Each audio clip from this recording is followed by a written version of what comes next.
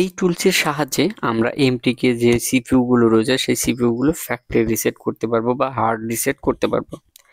হ্যাঁ, অনেকে বলতে পারেন, তো আমি এখানে টুলসটির প্রথমটা সিলেক্ট করে দিলাম, ফরম্যাট ডাটা এখানে এসে প্রথমটা সিলেক্ট করে দিলাম।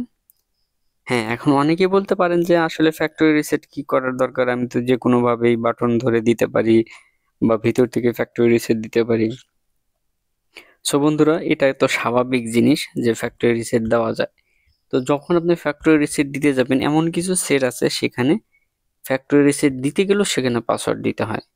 তো যেহেতু আপনি পাসওয়ার্ড ভুলে গিয়েছেন, সেক্ষেত্রে আপনি কি করবেন? সেক্ষেত্রে কিন্তু আপনার কোনো কিছু করার নেই।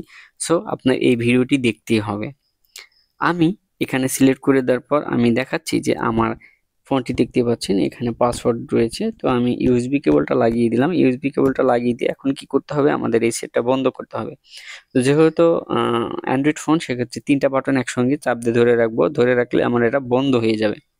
বন্ধ হয়ে যাওয়ার পর এমটিকির একটি সিস্টেম রয়েছে, বুট কি রয়েছে, প্লাস এবং মাইনাস কি, এই দুইটা চাপ দিয়ে ধরলে কিন্তু বুট কি পাবে।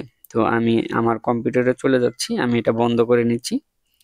এখন আমি আমার ফোনে প্লাস বাটন এবং মাইনাস বাটন সেটা বন্ধ করে নিয়ে প্লাস বাটন এবং মাইনাস বাটন চাপ দিয়ে ধরে রেখেছি এবং ইউএসবি কেবল লাগিয়ে দিয়েছি। আমি আবারও দেখাচ্ছি, এখান থেকে আমি অন সিলেক্ট করে দিয়ে জাস্ট প্লাস বাটন এবং মাইনাস বাটন যেটি রয়েছে সেটি আমি এখানে দিয়ে দিলাম, চাপ দিয়ে ধরে রেখেছি এবং একটু সময় লাগবে, এটা কিন্তু প্রসেস হতে অবশ্যই একটু সময় লাগবে। তো ধৈর্য সহকারে ভিডিওটি দেখুন। আর এই টুলসটি আসলে খুবই একটি কাজের টুলস।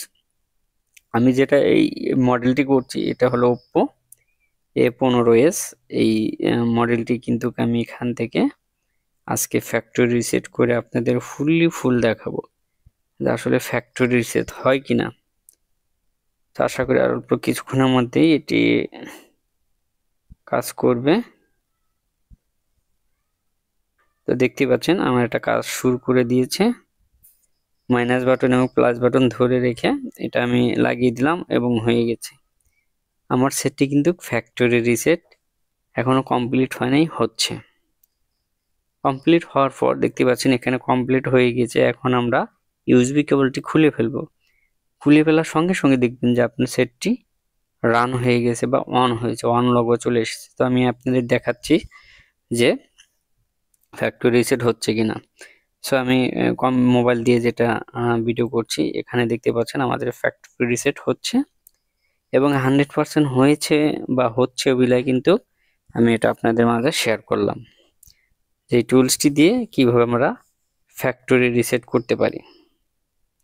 তো আশা করি বুঝতে পেরেছেন যে এই টুলসটি খুবই একটি গুরুত্বপূর্ণ টুলস এমটিকের জন্য। যারা আমরা ফ্লাশিং করি তাদের কিন্তু খুবই গুরুত্বপূর্ণ। সো দেখতে পাচ্ছেন আমার হার্ড রিসেট হয়ে গিয়েছে। এখন কিন্তু এটা এফআরপি বাইপাস করতে হবে। সো ভিডিওটি যদি ভালো লাগে অবশ্যই সাবস্ক্রাইব করে পাশে থাকবেন। ভালো থাকুন, সুস্থ থাকুন, আল্লাহ হাফেজ।